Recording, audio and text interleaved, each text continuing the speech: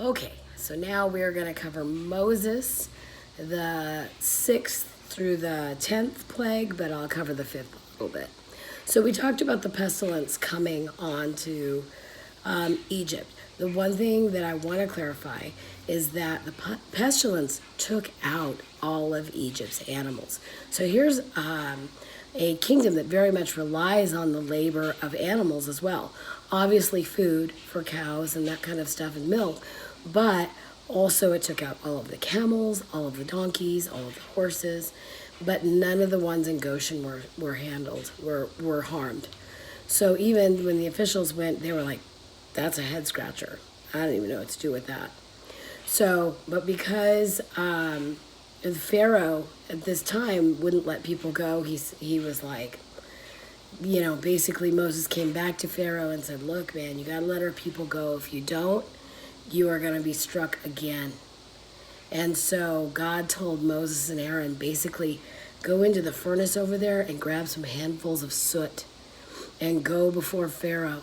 And if he doesn't let you guys go, I want you to toss this soot up into the air and it will come down and cause boils. So he does. They both show up with their pockets full, is how I kind of imagine it. They got their pockets full of soot. And they show up before Pharaoh and they're like, look, man, you got to let our people go. And of course, he refuses. This time, what's kind of different is God hardens Pharaoh's heart. All this time, he had a hard heart. And now God's like, all right, you want to get your belly full? You want to fight? Let's get crazy stupid. So he hardens Pharaoh's heart to the point that, this is like a sense of pride that even, you see people sometimes make decisions to their own demise. This is where Pharaoh gets. This is the road he walks down. So Pharaoh won't let the Israelites go. So Moses and Aaron toss up this soot into the air, and it causes boils all over everyone in Egypt. Not just the people, but the animals that remained. And all of these people, it was so bad. I love the one comment, though, as it says, the magicians even fall. Even the magicians fall under the power of God. These guys are so covered, they cannot stand. And so, but at this time, Pharaoh's not having it. He's like, whatever. He won't say anything. So then again, Moses goes away. He comes back and he's like, look, you gotta let the people go. And he's like, nope. Pharaoh's like, not having it. Ain't gonna do it. So then God sends hail.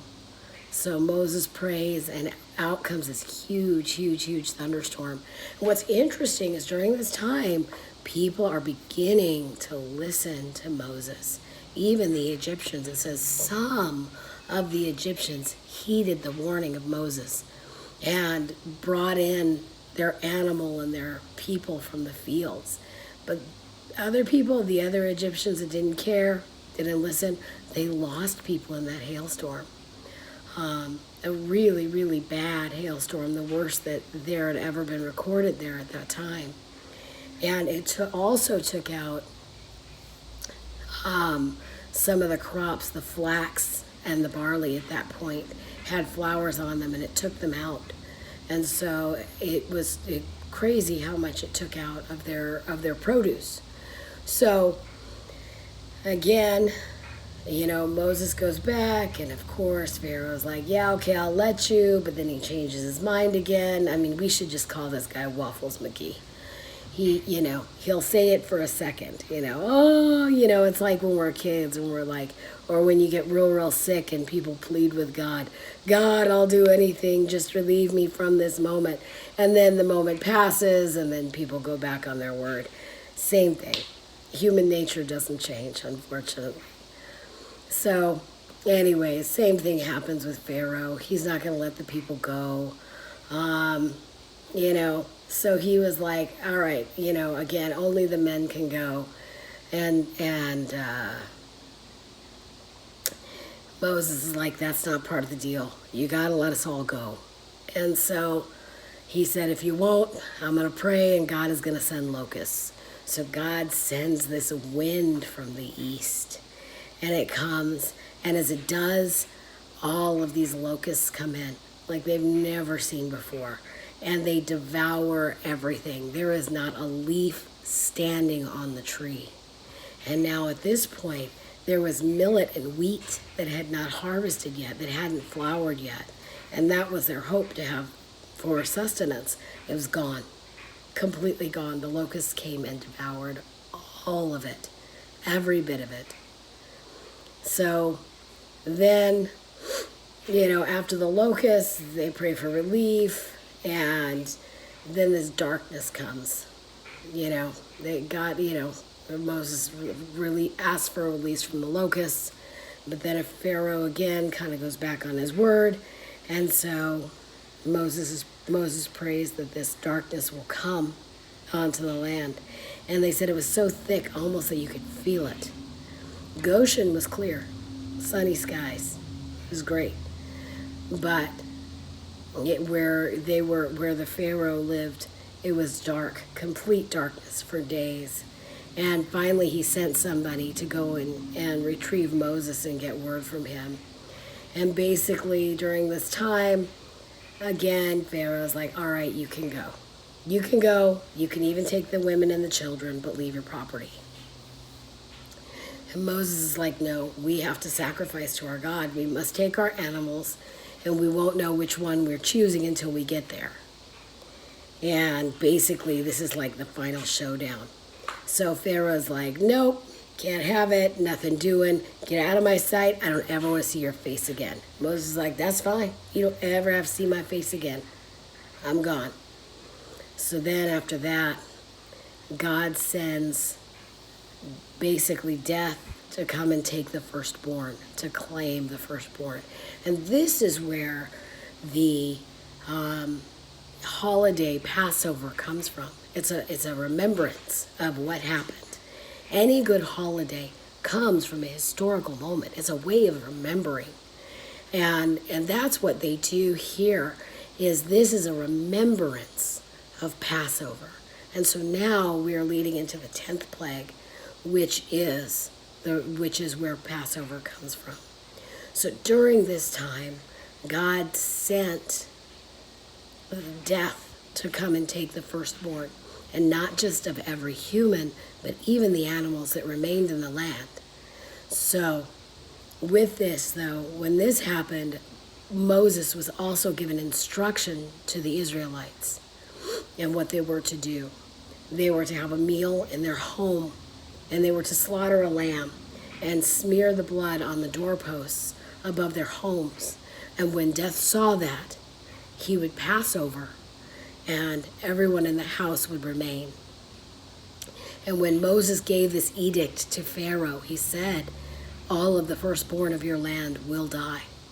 And it will be so peaceful in Goshen, and where all the Israelites live, that not even a dog will be found barking at night.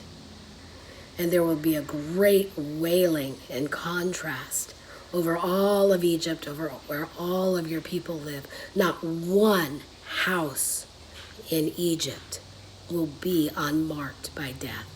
I mean, could you imagine if everybody, even just in your town, was affected by the death of someone in their family? I mean, this is huge. This is huge if you stop and really think about it. Think about how many people would pass if one person in every home were to go. Just for me, it's unfathomable to think that everyone was touched by death that way in this area. And so all of the Israelites obeyed and did what was asked of them by Moses.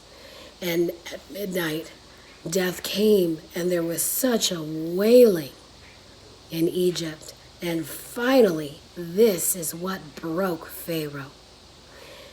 And Moses also gave instruction. So Pharaoh had sent a message to Moses. It said, fine, have it your way, get out, go, leave. I don't ever want to see you guys again, leave. And as they did, as Moses passed out instruction, he told all of the Israelites to ask their neighbors for gold and for silver, for fabric, for all of these things. He said, ask for materials, and they gave them gladly.